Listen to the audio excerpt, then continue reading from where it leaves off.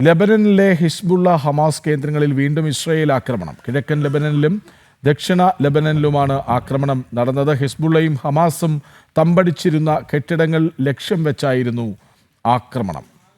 അതായത് ലെബനനിലെ Hezbollah Hamas കേന്ദ്രങ്ങളിൽ വീണ്ടും ഇസ്രായേൽ ആക്രമണം നടത്തുകയാണ്. വിവരങ്ങളുമായി ഐസൻ ജോസ് ഒപ്പം ചേരും. ഐസൻ പറയൂ.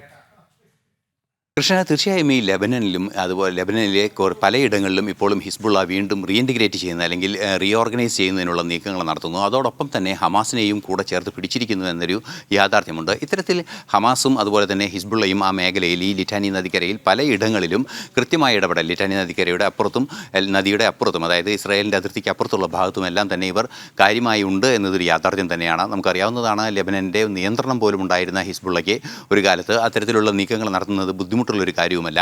ആ ഒരു സാഹചര്യത്തിലാണ് ഈ വിഷയം ഉയർന്നു വന്നിരുന്നത്. അതായത് ഇസ്രായേൽ പ്രതിരോധ സേന കൃത്യമായ നിരീക്ഷണം നടത്തുമ്പോൾ ഈ ഹിസ്ബുള്ള വീണ്ടും ശാക്തീകരിക്കാനും അതോടൊപ്പം തന്നെ ഹമാസിനെയും ശാക്തീകരിക്കാനുമുള്ള നീക്കങ്ങൾ നടത്തുന്നു. ഹമാസിൻ്റെ പ്രവർത്തകരും ഹിസ്ബുള്ളയുടെ പ്രവർത്തകരും അല്ലെങ്കിൽ ഹിസ്ബുള്ള ഭീകരരുമെല്ലാം തന്നെ അവിടെ തന്നെ പ്രത്യേക ഇടങ്ങളിൽ തമ്പടിച്ചിരിക്കുന്നുവെന്ന് കൃത്യമായൊരു വിവരമുണ്ട്. സിറിയ ഉൾപ്പെടെയുള്ള രാജ്യങ്ങളിൽ ഇപ്പോഴും ശക്തമായുള്ള IS ഉൾപ്പെടെയുള്ള സംവിധാനങ്ങളുമായി പിന്തുണയും ഇവർക്കുണ്ട്. അത്തരത്തിലുള്ള ആയുധങ്ങൾ കടത്തിയ വിവരങ്ങളെല്ലാം തന്നെ പുറത്തു വരികയും ചെയ്തിരുന്നു. ഈ ഒരു സാഹചര്യം നിലനിൽക്കുമ്പോഴാണ് ഹമാസും അതുപോലെ തന്നെ ഹിസ്ബുള്ളയും വീണ്ടും സ്വയം പര്യാപ്തരാക്കുന്ന ശാക്തീകരിക്കുന്നതിനുള്ള നീക്കങ്ങൾ നടത്തുന്നത്. ആ നീക്കങ്ങളുടെ പശ്ചാത്തലത്തിലാണ് ശക്തമായ നീക്കം ഇസ്രായേലിൻ്റെ ഭാഗത്തു നിന്ന് കഴിഞ്ഞ ഒരു 2 ആഴ്ചയായി തുടർച്ചയായി ഉണ്ടാകുന്ന ഇത്തരം ആക്രമണങ്ങളെല്ലാം തന്നെ.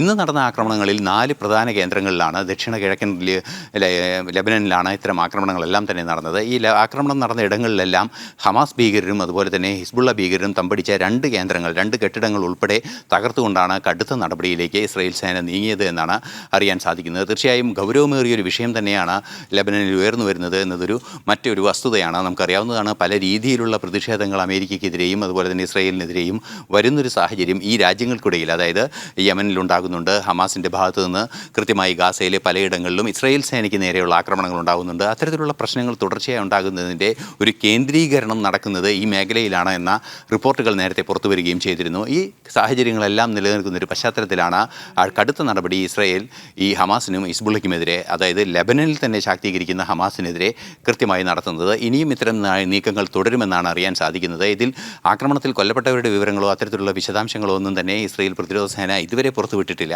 അല്പസമയത്തിനകം കൂടുതൽ വിവരങ്ങൾ നമുക്ക് ലഭ്യമാകുമെന്നാണ് പ്രതീക്ഷിക്കുന്നത്. തുടർച്ചയായി ഇത്തരത്തിലുള്ള നീക്കങ്ങൾ നടത്തുന്നുവെന്ന് ഇസ്രായേൽ പ്രതിരോധ സേനയുടെ ഔദ്യോഗിക അറിയിപ്പുകളിൽ നിന്ന് തന്നെ വ്യക്തമാകുകയും ചെയ്യുന്നുണ്ട്.